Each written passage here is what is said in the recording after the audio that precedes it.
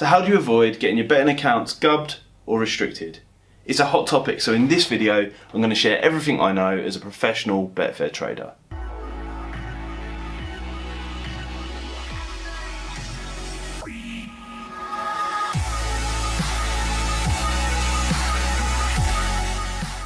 Okay, so to start, getting gubbed is obviously a problem. Now, if you don't know what gubbing means, it basically means to be restricted in terms of bonuses and free bets with a bookmaker, or potentially restricted in terms of betting ability, odds ranges you can bet at, stake factoring at those ranges, and sometimes it can mean that your account is restricted and closed altogether. There's been plenty of separate videos about that on the YouTube channel, so if you want to check them out, have a look. Although it remains a problem for people who are betting at value, match betting, Arbing, and so forth. So I think really the recent explosion in questions about this has come off the back of a recent launch for Profit Rush, the premium match betting service for free. We've seen comments on the forum, you know, what does gubbing mean? Can you still profit from accounts that have been gubbed? And can you get accounts ungubbed and restrictions lifted? Which are all good questions, but they need addressing properly. So before I actually start to go into the detail about how bookmakers actually restrict your accounts, how they view them, I just want to put like a bit of a disclaimer or a reality check on this, really, because it is reality at the end of the day, right? You're never going to stop your betting accounts from being gubbed or restricted indefinitely.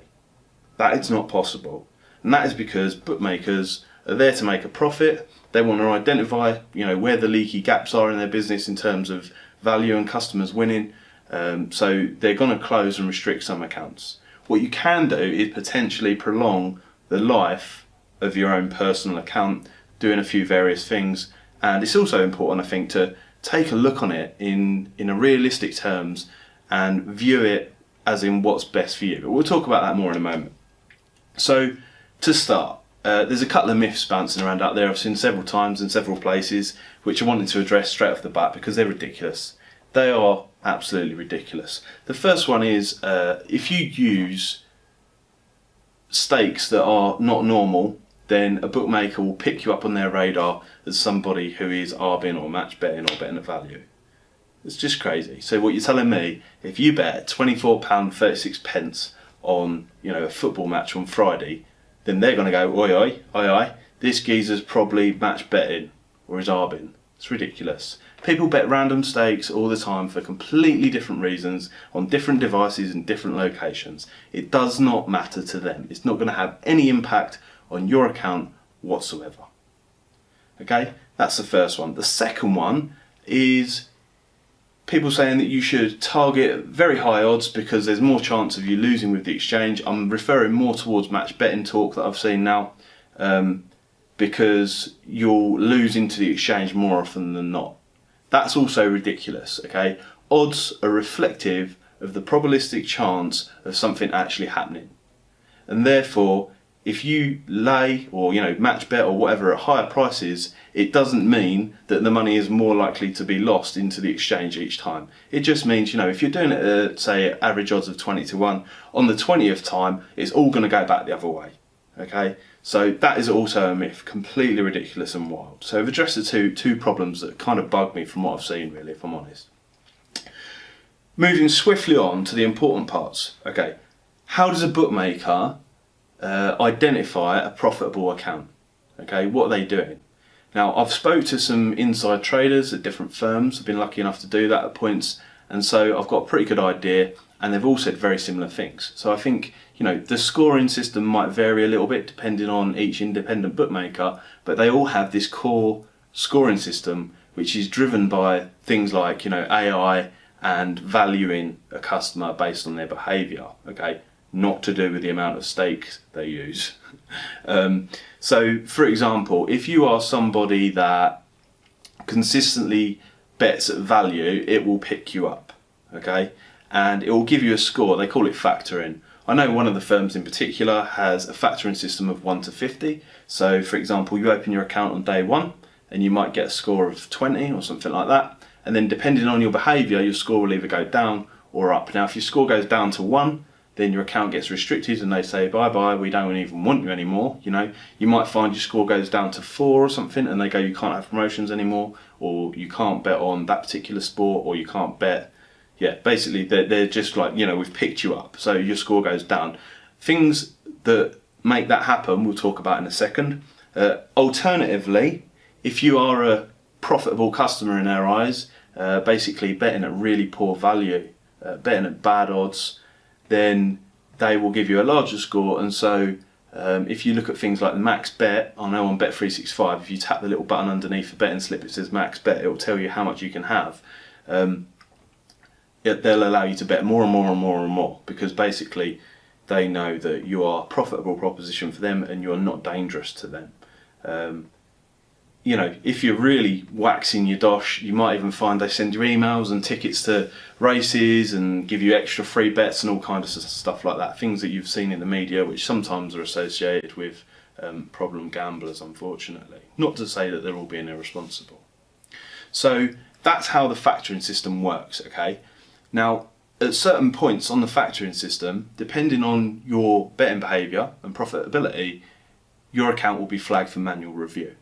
Okay, they accept basically that their system is not 100% efficient in terms of picking up people that are profitable. So I might, for example, log into a betting firm, place a load of value bets, my account gets flagged, it then goes on to a trader in their trading room, okay, who will review your account and your previous bets. They'll have a look at your betting history, kind of things you've been doing, stakes you've been betting, if anything's irregular, if you're constantly beating the value of the odds, in which case you may be put in the bin and you get one of those lovely emails saying that, you know, you're restricted or being gubbed, basically. Okay, so when it comes up for manual review like this, they're going to look at your account and there's certain things that are going to stand out to them in terms of getting you gubbed. So this is what you need to be aware of. These are the truths, if you like. These are the things that are going to help you preserve your account a little bit longer, particularly if it's a newer account. And I say that because as the lifetime of your account goes along and you place more and more bets, it's going to become harder and harder to hide the fact of what you're doing if you're taking value from the bookmaker. So the first one would be betting patterns. Now, for match bettors, this crops up all the time, but at the same time, you need to weigh up what's value to you and what's not. So if you open an account and then place a qualifying bet at very low odds and then get a free bonus and place it at very high odds, that stands out straight away as somebody who's getting maximum value for their free bet and potentially match betting. But like I say, they don't want to close all their customers and make them go away. So you know, you're not going to get struck off first time that you do this, but it's something to be aware as you go further down the line. Also, you know, very obvious stuff. Somebody who only takes the free bet offers, that only responds when they send out a free bet. And of course, as I was just mentioning there, when the trader's manually reviewing their account, they're looking at whether you're betting at value. So if you're beating the Betfair starting price consistently, I can guarantee you your account is going to be flagged and you're going to get gubbed. So, you know, probably more so for match bettors, you don't want to necessarily be making ARBs if you want to preserve your account for a little bit longer. The other thing is, are you making an open ARB? So it doesn't necessarily have to be at the BSP, being the Betfair starting price for anyone that didn't know. Then if you're basically placing a back bet at higher odds than the exchange at any one point in time before the event takes place and they review your account and see that, they'll know that you're taking value as well, because they don't want you betting at higher odds than, you know, true value, which is often very close to exchange pricing. And then the final thing just to mention, look, I think this is really obvious, this is sort of sucking on egg stuff. If you're betting on really obscure markets, it's going to stand out like a sore thumb to somebody who's reviewing your account. If you're going from betting on greyhounds to horse racing to football to tennis to the World Bloody Championships in Ukraine or something like that, when typically you're betting on the Premier League in the past, it's probably going to stand out that you're looking for value that's available in the markets and skinning them. So they're the things that they're going to be looking for on manual review of your account. You can't necessarily stop it from going to manual review at any point in time, which is a little bit unfortunate as well.